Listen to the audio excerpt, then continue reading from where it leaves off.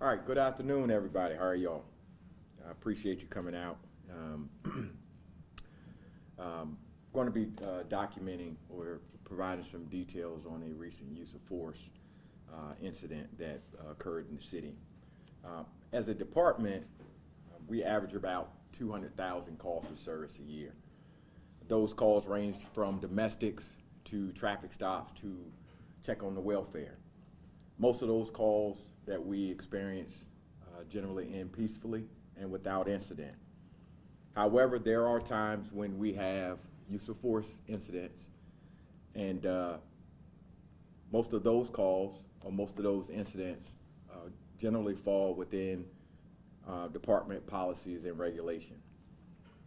Unfortunately, there are use of force incidents that are concerning at times, and this is one of those incidents.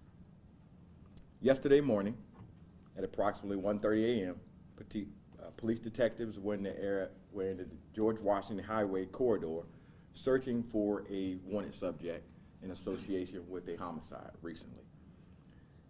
Those detectives were all undercover and in plain clothes, and at some point they were in various surveillance vehicles.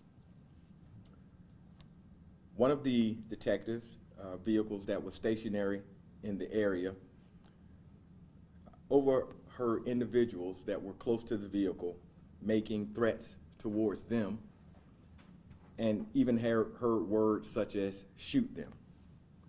At some point, those unknown individuals broke out window to one of the surveillance vehicles. The detectives inside of that vehicle notified other detectives in the area, who quickly responded to assist. Upon those detectives' arrival, they came in contact with two individuals who were in the near proximity of that surveillance vehicle. Both individuals were taken into custody and placed into investigative detention.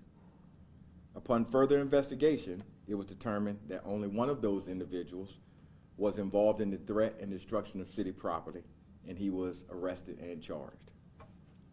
Unfortunately, while taking the other subject into custody, one of the detectives could be seen striking that individual to the face. The use of force was reported through normal standard procedures of reporting and in accordance with state law.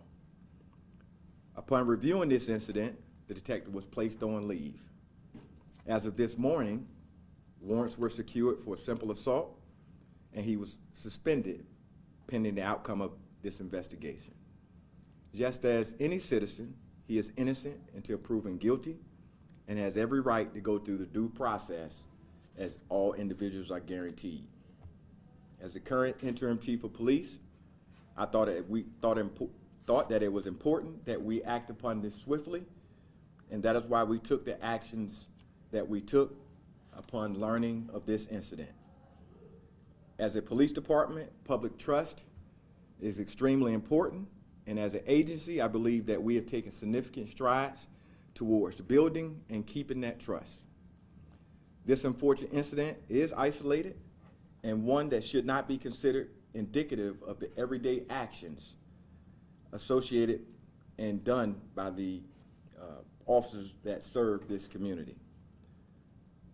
The officers of Portsmouth Police Department serve here daily with honor, pride, and professionalism. With that, I will take questions. When did it first come to your attention or supervisor's attention that inappropriate use of force was used? It came to my attention yesterday morning, approximately 9 o'clock. And let me stop you before we go into the questions. I think it's important we show the video.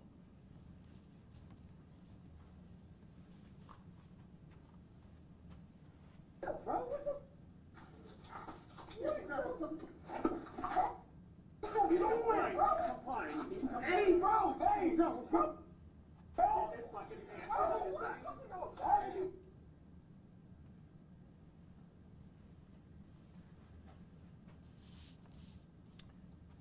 Go ahead. Sorry, what did we just see? Yeah.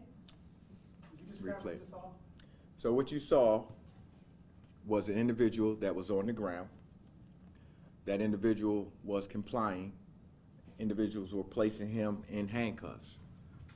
While he was being placed in handcuffs, what you will see is an individual running up to him, making some sort of statement to him, and then drawing his arm back and striking that individual in the head area. It'll be at the top right here. You see this gentleman here? Top corner. And that that is a Portsmouth Police Department detective. You don't worry. I'm fine. Hey, bro.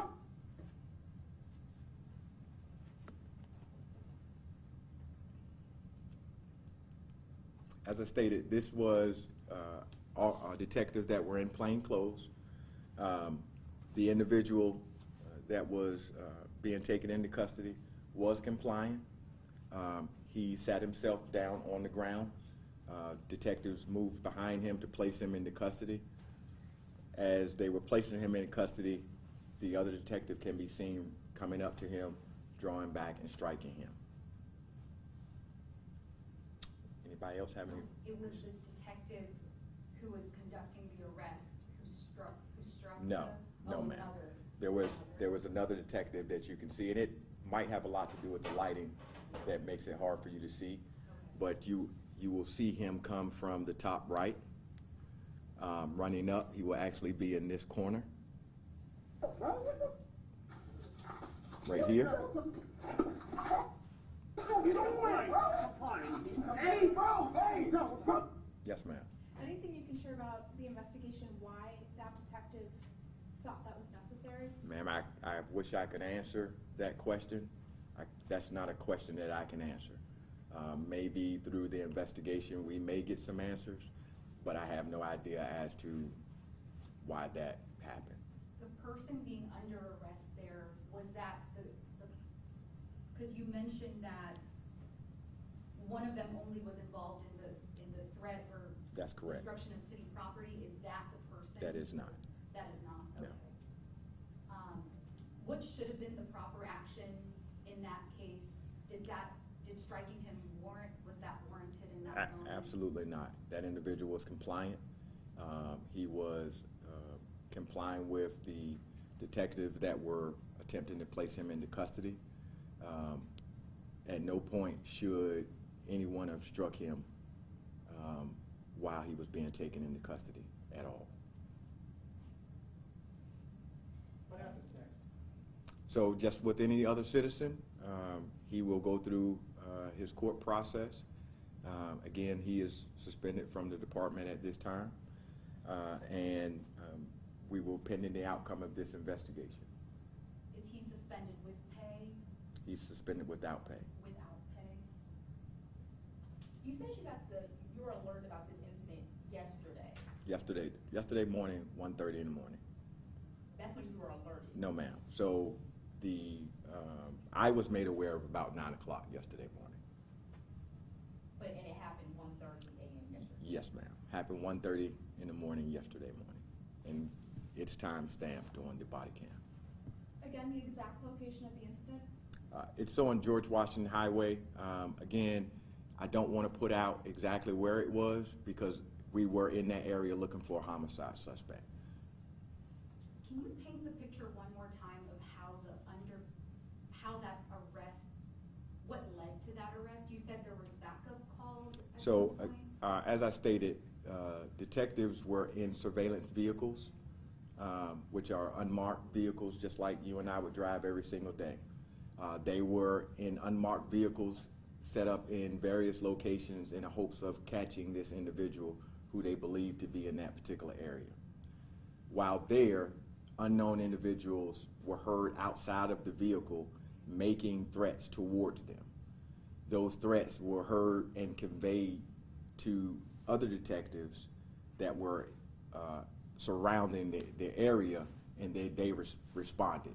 And I have to make mention that while they were hearing these things, someone broke the window out of the surveillance vehicle. We will have a news release with all of this included, and it'll have the video so you can have access to that as well. I think that's all the time we have for today. questions? And we'll- I've got one more question. Yes. Are you sharing the name of the? I am detective? not. No, ma'am. And I have one more question, the race of the officer and the subjects. Both are black. Yes. All right, thank you so much and have a good day. Thank you.